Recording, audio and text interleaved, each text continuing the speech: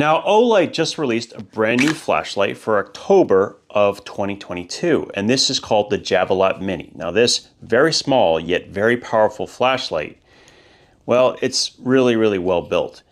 But before you consider buying one, there's some things you're definitely going to want to know, which may or may not change your mind on whether you should get this flashlight or a couple other different options. So let's go ahead and get started.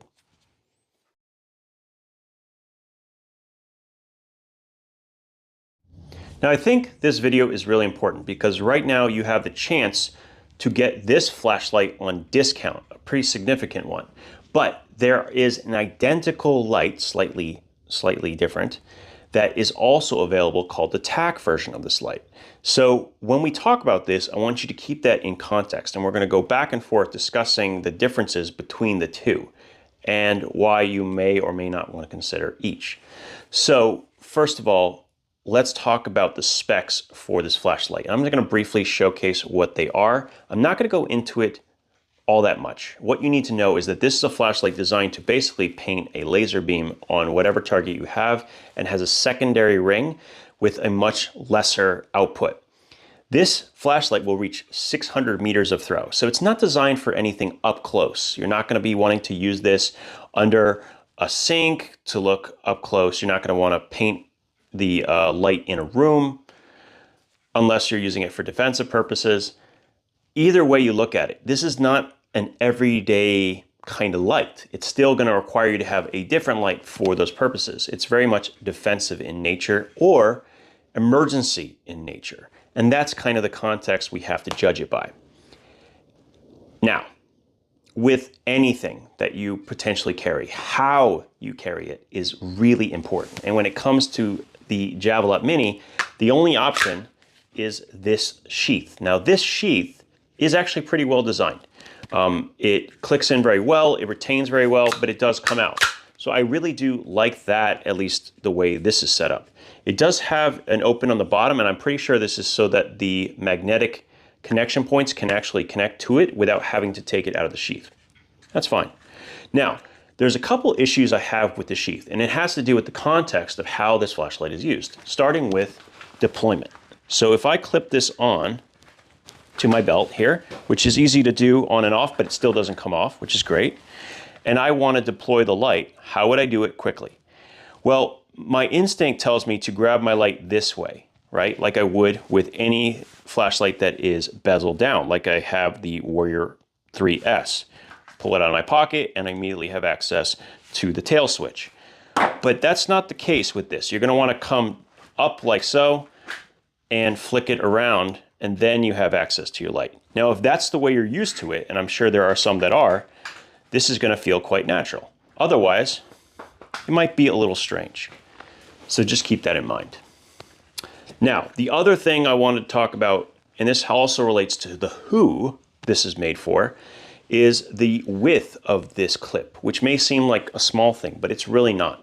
Because the same individuals who might be interested in this light for either search and rescue or self-defense aspects would maybe want to have it a certain width so that it would fit with a MOLLE system or clip into a vest or something along those lines. And unfortunately, the width of this clip is far too wide and will not fit into a MOLLE system.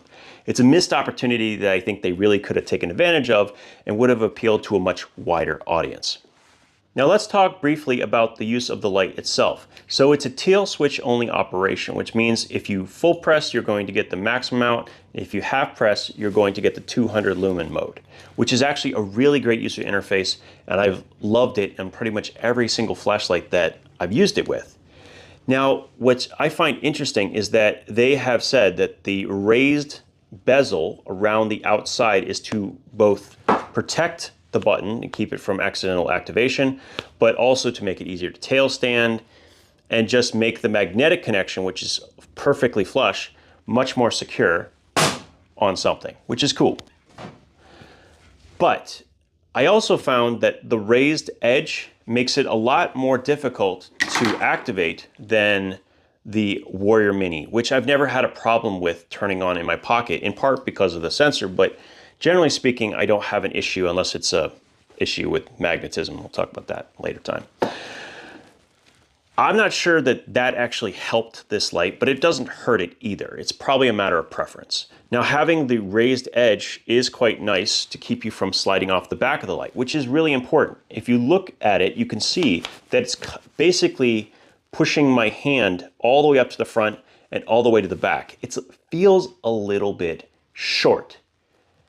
And I know they're trying to conserve on weight and dimension, but in this case, it does feel a little short. And that's where things get quite interesting with this flashlight. The battery for it is a 18500. An 18500 is a much shorter battery than an 18650 by 150 millimeters, or just over a half an inch. And that comes with a couple of bonuses and a couple of drawbacks. The bonuses being, of course, weight savings and space savings. The drawbacks start with the actual capacity. So you're almost half the capacity of a flashlight. It's just a little bit longer. And that means much shorter run times. Also, specific to Olight itself, these are proprietary batteries, and most people don't like them, but they come with an advantage of dimension. The E-switch capabilities runs through the battery versus a collar within the flashlight, meaning they can make the flashlight much thinner, which is kind of an advantage, which is why you see flashlights like the Warrior Mini 2 being so thin relative to an 18650. That's great and all, but you'll notice there's a couple of differences even between these two batteries, besides the fact that it's shorter. Looking around the top where the button is, you'll notice that there's a raised plastic collar, and the problem with that is you can't bay charge this battery. You could do it with the 18650, and that's true with not only the Warrior Mini, but is also true with the Baton 3 Pro. It's the same basic thing. And all of these have raised buttons, meaning these can be bay charged. If you get a spare 18650 from Olight and you have a flashlight that is capable, you can charge one and have one in your light. And so instead of sitting it on an actual charger, you can swap them out when you get home. So if you run out, swap, you're done, right? Very easy. You don't have that option with this light. And compounding that is the fact that this is the only flashlight besides its twin brother, its bigger and better twin brother, we'll talk about that in a second, that uses the 18500, which is a pretty big deal. Now it's at this point that I want to bring up its twin brother. And this is something I only learned existed when I looked at the website after getting this light. Turns out the Javelot Mini is like the lesser of a much more sophisticated weapons platform light. They're calling the TAC version. The Javelot Mini TAC, I believe is the name of it's called. And that has a couple of features that I think make it a little bit above the Javelot Mini, and they kind of fix some of the shortcomings that I have with this light. For starters, this light is not capable of using a remote tail switch like the Warrior 3S can. It doesn't have that capability, but its twin brother does. And it also does not have a means to attach some other form of hold.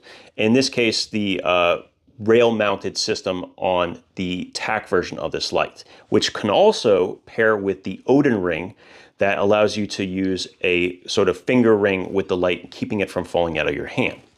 Both things that are important.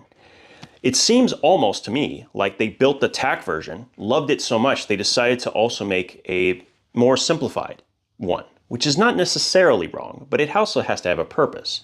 The benefits of having an 18500 and a smaller platform, a smaller form factor, is you're saving weight and space, right? Well, on something you're actually having to lift, like a firearm, that makes perfect sense.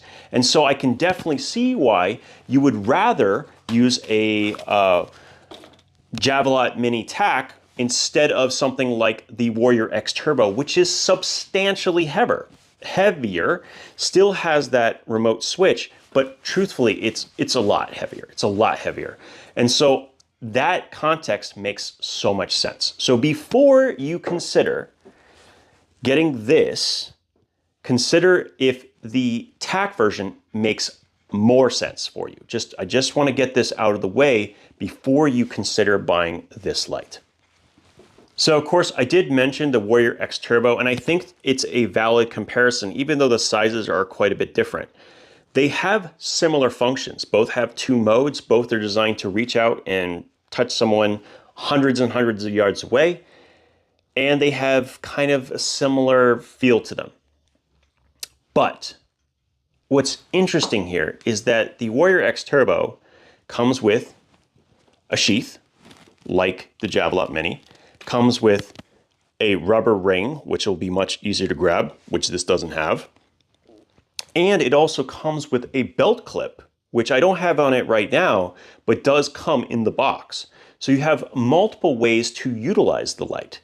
And that's something that I think is severely missing from the Javelot Mini, and I would love to have seen. Just like how the tack version has the Odin ring, I think it's just missing that little thing. I think a belt clip of some sort would have dramatically improved it, and it would have also allowed it to be bezeled down for those who want to carry it outside on a vest or for whatever reason. It's just a missed opportunity that I really think matters. Now for me personally, the Warrior X Turbo fills more of my needs because I tend to only keep these flashlights for either in the house or in a car, which is the best place for them, or for that matter, in some form of emergency kit. These lights are great for getting the attention of someone. And if I have to, and my life depends on it, I'm going to want the light that can reach a much further distance. And this has 250,000 candela versus 88,000. 1,000 meters of throw, 600 meters of throw. So yes, this is a more compact flashlight. It's easier to carry with you. But as I've explained, it's limited on how you can carry it. So I would rather, if I'm gonna be inconvenienced by both of them and need them in a sheath or in a bag, I would rather go with the Warrior X Turbo, personally. Or, once again, if I want something in that form factor, I will strongly consider going for the tack version. And I'm not even in need of something like that, but that platform and that exact size and its functionality makes a lot of sense. And I don't see much on the market that's like that. So pretty cool. And the fact that you can take it off, use the Odin ring, and it still is functional as something you can connect to your pocket, that's pretty cool as well. Now, briefly, I also want to talk a little bit about other items that are going to come as part of this sale that's going on right now.